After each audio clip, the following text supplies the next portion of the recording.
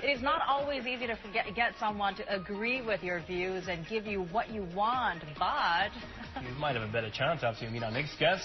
And Primetime Morning continues. We'll meet Joe Bauer.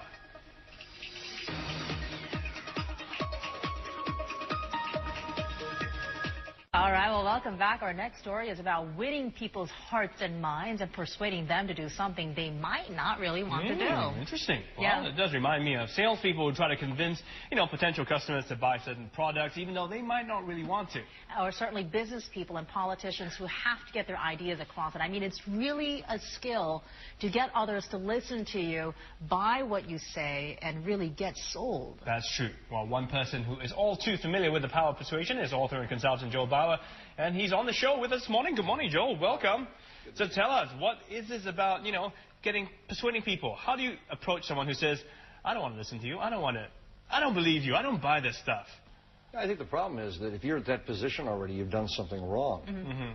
Because the two of you don't come up against that. People believe in you. They're familiar with you. You have rapport and credibility. I can show you're on television. It does help you. Right. If you approach someone, they're going to be more likely to work with you than work against you. Well, that's the whole problem. Most people who come and talk with them, they don't find out what someone wants. And that's the basis for sales, negotiation, influence, persuasion. You've got to find out what they want. I've never had resistance for one reason. The people have no reason to resist me. I'm interested in their lives. Right. I'm interested in what they're doing. I do my research, or my due diligence, if you would. I understand what the message to market matches. When did it click for you? When did something click? The principles. That's a phenomenal question, because it clicked at age 6. I was a performer. I was originally a magician. I became a hypnotist, and I went to work on the cruise ships in Florida at age 13. Youngest in the world. There's never been younger. And so I learned that you could control a group of people, not in a negative way. Yeah. You could direct. I was a cruise director. Right. And so at age 21, I got off the ships having had a career in managing people psychologically, getting them to do something fun. Now, Steve, what were we doing? Anyway, but I understand that... You were in school, probably. Yeah, that's right. But I understand that you sold a rubber band for about, what, $45,000 US dollars? Well, actually... And these rubber bands have actually gone you many ways, many claim to fame. That book right there, which we're in no way promoting. As a matter of fact, any money that I made from the sale of that bestseller went to prostate cancer research and breast cancer research. The purpose wasn't to make money. It was to expose people to these techniques, which are called transformation mechanisms. Okay. And the idea is to suspend disbelief, which is really what persuasion is. Yeah. Because if you meet me and you're resistant, then I need to suspend your disbelief. Right. And the beauty of it is that the techniques that I show are completely duplicatable. So I was able to take this rubber band. Hold on, I need to test the rubber band. Okay, so number 14.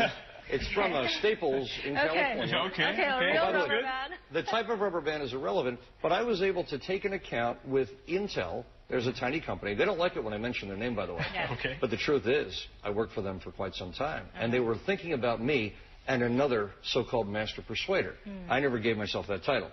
All of us were qualified to persuade a crowd in a trade show room to come to the booth, listen to what Intel had to offer them in terms of a high-speed processing chip, and then potentially buy or find out more. The reason they chose me is I realized they weren't going to choose me. They weren't going to make a decision. I said, gentlemen, and there were all gentlemen there, I said, if I can take this rubber band from my pocket, shoot it across the floor 18 yards, have it stop right in front of the lady over there at the end of the restaurant that we're in, and roll back to me at 182.7 miles per hour, coming directly to my hand, would you then sign the contract and allow me to represent you for what you've already agreed to is an appropriate sum of money? And they said, absolutely. But what if you can't? And I said, if I can't, I'll work for you for the next 5 years for free. I will even pay all my own expenses. And they said, well, that's a proposition we hardly could say no to. And so all I did was take the fact that they already had agreed to the fact that I was effective. I positioned the rubber band strategically on my fingers, and I don't know if the camera will see this, probably won't, but I'm going to shoot it across the floor, and it will disappear into oblivion. That's called it didn't work. Well, here's the beauty of it. When I did it the first time, it didn't work. And so I very casually, part of persuasion is understanding that your attitude is 99% of it. See, we're on live television right now, and there's no games being played here. I just shot it over there, and would you please tell the individuals at home, there are hoses and cords. And the rubber band actually went so far that it went in, and I don't care, because I immediately, without losing a moment, I will adjust myself now, my behavior. I will give it a slight tug, and there it is. and it's rolled all the way back and under the table to your feet. That is very rare. Right underneath. I saw Now, that. let me show you, if I may, the real deal, because this is what a transformation mechanism is all about. You know what? I'll show you how to do it right now. Okay. This is what I enable people to do, and I'll be doing this on Saturday. I don't know if we're allowed to tell people where, but I'm going to be helping a lot of people right here do exactly this. Some people aren't paid what they're worth. Some people don't value their ideas. Imagine, if you would, if your ideas were so valuable that when someone spoke with you, suddenly you increased their ability to retire at an early age, send their children to the finest private schools, live life under their own terms and conditions. Imagine if you were so persuasive that no one ever questioned your integrity, that you simply were able to help people, unlike the companies and individuals out there that don't do this with integrity. A lot of people, you spend a lot of money on what they do and you get back nothing. Now, you might say that's a magic trick. It's not. This is called a transformation mechanism, and it has to do with how you position your ideas. Let's just tell people, I don't think they really caught that on the camera, but it was a $1 bill that became a $100 bill and back into a $1 bill. I was looking at that. I thought I saw one, and then the ones turned into 100s. I wouldn't mind knowing that trick. Yeah, I would want all of my $1 bills to turn into 100. But would you say then, I mean, some might say, well, there's a bit of trickery involved. Well, Stephen, what I just did, and let's not misrepresent it, that used magic. It could use a piece of paper. It could use a metaphor, a story. I show people how to use tools that will arouse childlike curiosity. The truth is that Chloe and Stephen want to have a good time. And if you go somewhere, when I traveled with President Clinton, which I did extensively, they had me there. Giving him advice on how to persuade people? Traveling so that people would accept him more readily on the circuits when he was trying to sell people on voting for him. And so I traveled extensively for him all over Arkansas and other areas of the country, and I would go out and warm the audience up. And they would then meet this man who very gently would come out, and from a very human position, he would connect with them. He knew their names. He knew their background. The man was well studied. I'm not saying he was a favorite president. I'm saying he was very effective at communicating. Of course. Those techniques and the techniques I show people enable anyone to break the ice. So it almost sounds like the person has to be in a certain mindset when they're more receptive to certain ideas, certain suggestions. You can engineer that mindset. I call it the gift shift. See, the truth is that both of you and everyone out there listening in has something of value. And the problem is that most of them don't know how to position themselves. For example, if you ask the average person raising a child what they do for a living, they say, well, I take care of my kids. I don't say that. I tell them to say the following. Have you ever met children that were so compelling that you just wanted to spend time with them? Children you didn't want to leave alone. You wanted to hang out and talk to them. And you keep going about what these children are capable of doing.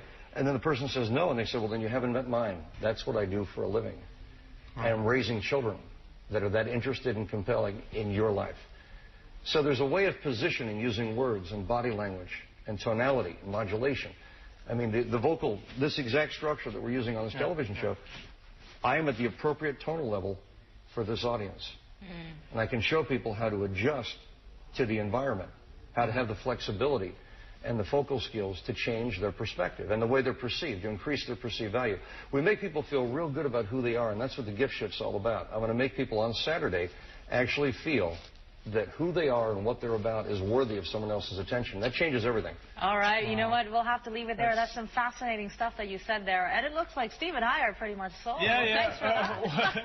I like the parenting bit. I mean, I have a kid, and yeah, you always think of the negative aspect. No, I got to take care of my kid, but actually say, hey, I'm going to be hanging out with a fun one. I'm still trying to figure out how you got the rubber band to bounce back. Yeah, you can learn that trick later on. I'll have to think about that. All right, Joe Val there on effective techniques of persuasion and how to influence people and win them over to your cause. And he is in Singapore this weekend for a conference, so you can take a look at that if you are in town. We're going off for a short break now, but do stay with us here on Prime Time Morning. There's still lots more of the program coming right. The art of persuasion. All right, See you right back.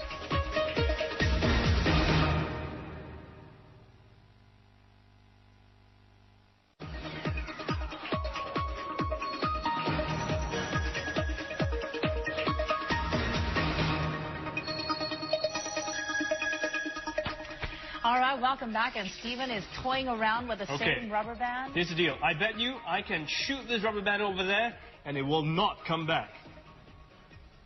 I'm pretty much sold. I am pretty much sold. Okay.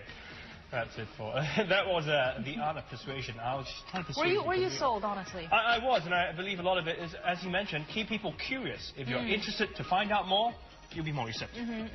I mean, what struck me was I thought I was daydreaming because he had these $5 bills and he was talking about money, and I said, why is he taking out a $5 bill? We're hoping to give you a few. Exactly. No, I was saying when you're talking about money, I was immediately thinking he could have taken out a larger bill, and then boom, it turned a $100 bill. Well, there you I go. thought The art of persuasion. I thought I was dozing off.